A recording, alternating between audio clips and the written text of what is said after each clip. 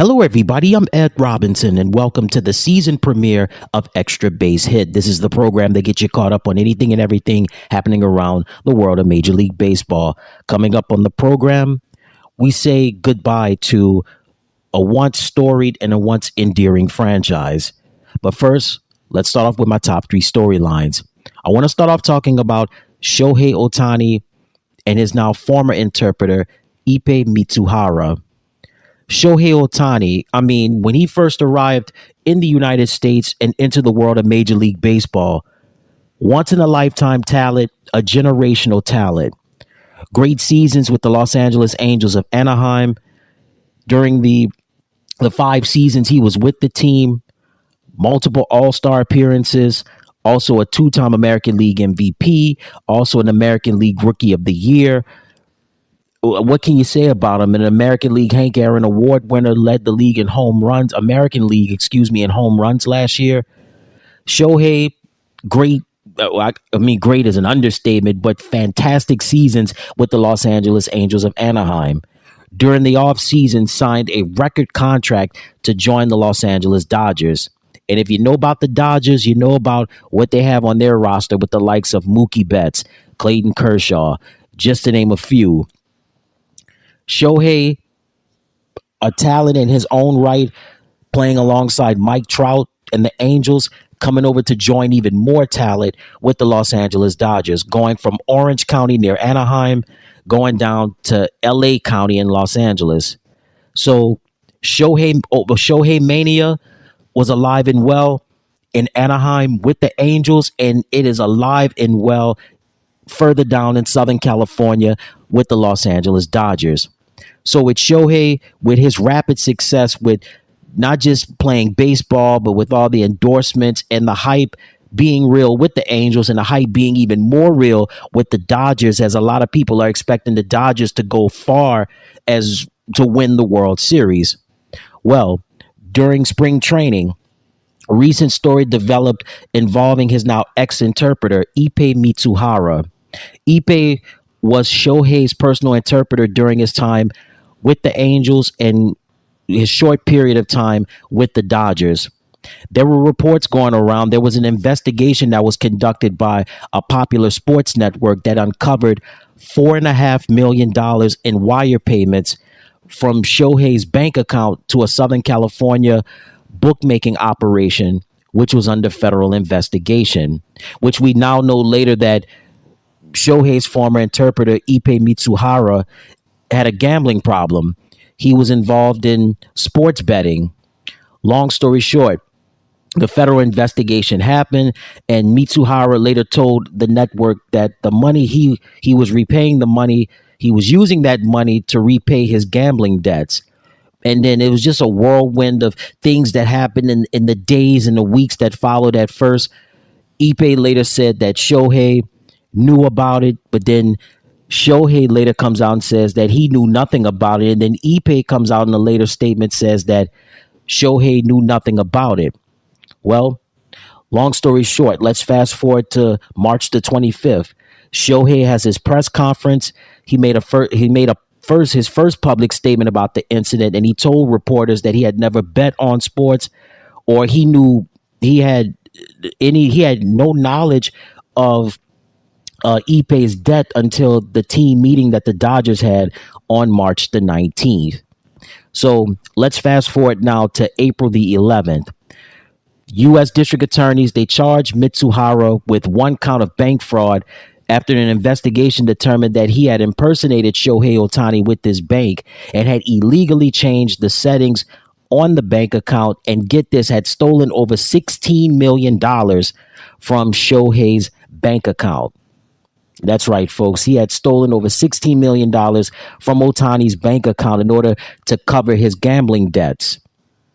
Now, as I stated earlier, in a speech that had taken place on March the 19th, a team meeting that had taken place with the Los Angeles Dodgers, Mitsuhara admitted to having a gambling addiction in that speech. But certainly, for this investigation to come down like this, and later it was found out that Mitsuhara was charged with bank fraud and he had stolen $16 million from Ohtani, Man, that's something else right there. Then it was later confirmed that he turned himself in shortly after that, and but was later released on $25,000 bond. So his next court appearance is expected to be in the middle of May. So this is basically what I gathered from this was basically a combination of being too trusting and being very naive. I think if anything was to occur from this is that number one, I don't know if Shohei recognized this, but Shohei to me was too trusting and too naive with Ipe in this situation. For an interpreter to have your personal information, such as your bank account information or username, passwords, or settings on the bank account, because the information that it has right here said that Mitsuhara had illegally changed the settings on the bank account and stole over $16 million from Otani's account. I mean, you can't be too trusting, but it certainly, this is what it looks like what Shohei was with in this situation with Ipe, being too trusting, being very naive, not knowing the situation. And again, when you're dealing with personal things such as banking information or something of a financial nature or just any personal information, you don't want to give out a lot of that information. Those are things that you can handle on your own. But this is, I don't know. I don't know what to make of this, but I know one thing. Ipe is not going to get away scot-free. Certainly not especially when you've committed bank fraud and you stole millions upon millions of dollars from a famous person's bank account and somebody that appeared to have trusted you and somebody that couldn't look, from the looks of it, confided in you. That's not good at all. But if there's any sort of silver lining in all of this, it's that Shohei is going to feed off of this. He's been a competitor during his years in Japan. He's been a competitor since he's arrived in the United States. He's been a competitor with the Angels, and I know he's going to compete with his new team in the Los Angeles Dodgers. So if anything, Shohei is going to be on it. This is going to be fuel to the fire. This is going to be motivation for him to hopefully get this distraction behind him and focus on what's really important, which is playing Major League Baseball and helping the Dodgers get that World Series title. Remember, the last time the Dodgers won a World Series was 4 years ago during the pandemic year, during the COVID year. So, and there's always fever pitch every year for the Dodgers. I mean, when you think of Los Angeles, you think of Lakers and you think of the Dodgers, and then there's other teams like the Clippers, and then also too there's the LA Kings, and then in the Los Angeles area there's the Angels and Anaheim. I mean, LA, of course, you've got the Rams and you've got the Chargers, but they love their Dodgers. People in LA, they love their Dodgers, and people come from near and far to watch the Dodgers play. And of course, at Los Angeles or Southern California with a huge Asian population, Shohei's fans went from Anaheim and Orange County to Los Angeles County to watch Shohei and the Dodgers make noise. So long story short, Shohei is going to be motivated by this, and I think this could be the fuel to the fire to help him have another storied year, another monster year, and to hopefully help his new team, the Los Angeles Dodgers, get to the World Series and have a chance to win it. My next storyline is going to be the city of Oakland. When you think of the city of Oakland, there's some unique figures that come to my mind, with the likes of MC Hammer, also Beast Mode, Marshawn Lynch, Too Short, Keisha Cole, oh yeah, the Black Panthers, and also its sports teams. The Golden State Warriors, they played in Oakland for an X amount of years. Recently, they moved back across the bay, and now they play at the brand new Chase Center in downtown San Francisco. The Raiders, the NFL, Oakland Raiders, so many great seasons in Oakland, in the AFL, later transitioning over to the NFL, and then having to go to Los Angeles and coming back to Oakland before leaving yet again to go to Las Vegas. Now we have the Oakland A's, the Oakland Athletics. You talking about an organization since arriving in the city of Oakland in 1968, they have had some players. I mean, they have had just an enormous amount of talent that has graced that franchise. When you think of the likes of a Vita Blue, Catfish Hunter, Reggie Jackson, Raleigh Fingers, of course, you can't forget about manager Tony La Russa, also Hall of Famers Dennis Eckersley, Ricky Henderson, one of my favorite players of all time. Also the Bash brothers, Jose Canseco, Mark McGuire, Oakland A's, the Oakland Athletics. When you think about baseball teams in the Bay Area, the San Francisco Giants and the Oakland A's, remember the Battle of the Bay Bridge Series, 1989 World Series, the earthquake that had taken place? Yeah, that was a part of the lore of the Bay Area, Northern California to be exact. But the Oakland A's wind up winning the World Series that year. When you think about just the tradition of the A's, I mentioned some of those players and some of those iconic rivalries that they've had in the history of that franchise. Since the A's have played in Oakland, they've won 4 World Series titles. They've also won 6 American League pennants. They've won countless division titles, and they've had 4 wild card berths. The Oakland A's. I mean, when you think of the Bay Area sports, the Oakland Athletics is was one of the peak franchises in that area. So when I think about Bay Area sports, I mentioned the Warriors, mentioned the Raiders. Both of those teams played in Oakland. Also, Bay Area, not playing in Oakland, but the 49ers are still in San Francisco. They play out in Santa Clara. But those teams, the Warriors and the Athletics, the Warriors, Raiders, and the Athletics, the Warriors went back to San Francisco. The Raiders are in Las Vegas. And guess what? The Oakland A's will be moving to Las Vegas, is expected in 2028. However, this year will be the last year that the A's will be playing in Oakland.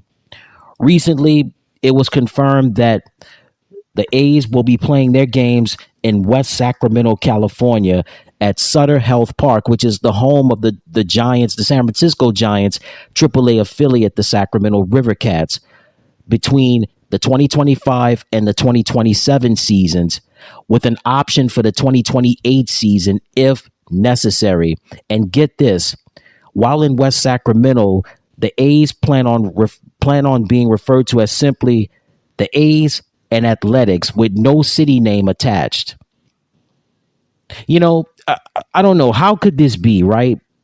Just coming up back in the day watching Major League Baseball, when you saw the Oakland A's on television, you automatically assume great players like a Jose Canseco, Mark McGuire, Ricky Henderson, Dennis Eckersley, Dave Stewart, just to name a few. But you're going to move to, you're still going to be in California for the next 3 years. You're moving a little bit further north a little bit away from the Bay Area. You're going to be in West Sacramento from 2025 to 2027. Then you have the option in 2028, because 2028 is the year that the stadium in Las Vegas is expected to be ready on the Strip. So with the relocation that's expected to take place in Las Vegas, you're expected to have 2 former Bay Area teams playing in Las Vegas, the Raiders and the Athletics. But this is truly so sad. And I know the owners, this is one of these moments where fans, journalists, and so on and so forth, they grow up and they learn that professional sports can be a nasty business. It could be very nasty. And it goes to show you that the owners, they say they care. At the end of the day, it's about the bottom line. And there were proposals that were made by the Oakland City Council. There were reports of the possibility of a new ballpark could have been built on the port of Oakland, or possibly in one of the other neighborhoods, maybe in a suburban areas like Fremont. Also, San Jose wanted to get in on this, but it goes to show you that you learn, sports fans, whether you're a sports fan, as I stated earlier, whether you're a sports fan, a journalist, or whoever you are, you learn to grow up very quickly, and you get to know that In a lot of cases, owners, they care about the bottom line. They don't care about the fans. And this is so sad with all of this history that this organization has had, and to throw it all away and to move them to West Sacramento for the next several seasons. We're not knocking Sacramento, West Sacramento. We're not knocking them, but it's just that when you have such an esteemed history, and especially in the city of Oakland or just the Bay Area as a whole that prides itself on its sports and just the culture and the dynamics of that area, it's just so unbelievable. As I mentioned earlier, the Warriors played many seasons at the Oracle Arena in Oakland. Several years ago, they went back to San Francisco, where the franchise was originally at for quite a while, and now they're playing in downtown San Francisco at the Chase Center. You lose the Raiders. The Raiders were in Oakland for many decades. They relocated to Los Angeles. They left LA, come back to Oakland. Now, several years later, they head to Las Vegas. And this is the potential that in the next several years is going to be permanent. The Oakland A's will be in Las Vegas. And this is just such a shame for the great history that team has had since they've been in Oakland, the many players, the many faces, and the fans. The fans really brought life. I mean, as I stated earlier, watching Oakland Athletics games back in the day, so much fun, so much just joy that they brought to the fans, not just in the Bay Area, Northern California, but all over, wherever people were traveling from. It was just truly amazing. And it's just so sad that the city of Oakland now will not have any professional sports teams. No Warriors, no Raiders, no Athletics.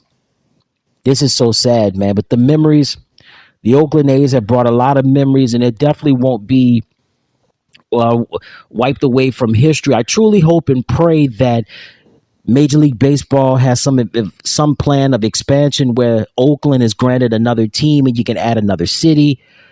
But it's tough, man. And I really feel bad for A's fans worldwide, and especially for people in the city of Oakland. And for my last storyline, so it's here. It's another year, the 2024 Major League Baseball season. And I've got to tell you, this is indeed one of my favorite times in sports right now. We've got the start of the Major League Baseball season. We've got the NBA regular season winding down, heading into the play-in tournament and the playoffs. Also, we've got a ton of golf tournaments. Also, this is an important year. The Olympics are this year, so it's just a fun time in sports right now. Horse racing season is revving up, and certainly Major League Baseball is definitely going to deliver. Just a couple of news and notes I want to pass along to you just about where we're at in the start of this Major League Baseball season. So we have this year the Major League Baseball World Tour. The Dodgers and the Padres opened up their regular season in Seoul, South Korea. This was the first time ever that Major League Baseball played regular season games in South Korea. So big ups to the Dodgers and the Padres for that. Also, the regular season opened up for everyone in North America on March the 28th. And also a couple of other dates to pass along to you as far as the Major League Baseball World Tour Series is concerned. The Astros and the Rockies will play in Mexico City April the 27th and the 28th. We've also got the Mets and the Phillies at London Stadium in London on June 8th and the 9th. I will be watching because the Mets are going to be playing. And then we've got also just some great games coming up, part of the Major League Baseball World Tour. And we've got the San Francisco Giants going up against the St. Louis Cardinals at Rickwood Field in Birmingham, Alabama on June the 20th. This is going to be a game honoring the Negro Leagues and Hall of Fame outfielder Willie Mays. So that should be a lot of fun as well. Then we have the New York Yankees and the Detroit Tigers are going to be playing in the Little League Classic in Williamsport, Pennsylvania on August the 18th. So definitely, we're got a great season expected here in Major League Baseball. As I mentioned earlier, Shohei Ohtani, one of the big free agents that was signed during the offseason, playing for the Los Angeles Dodgers now. And certainly some teams to pay attention to. Like, we got to pay attention to the Dodgers. You got to pay attention to the Yankees. Pay attention to the Orioles, the Boston Red Sox, the Toronto Blue Jays. How about the defending champion Texas Rangers? Do they have the juice to pull off a repeat? How about the in the AL Central with the Cleveland Guardians and the Kansas City Royals?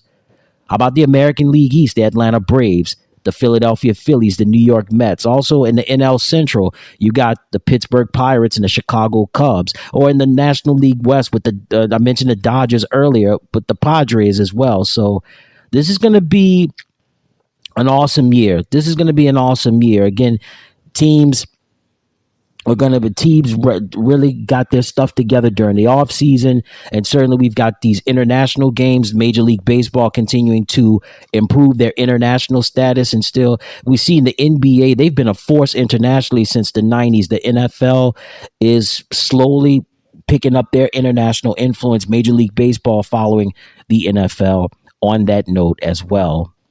And that's going to do it for the season premiere of Extra Base Hit. Until next time, everybody, I'm Ed Robinson saying so long, and you take care.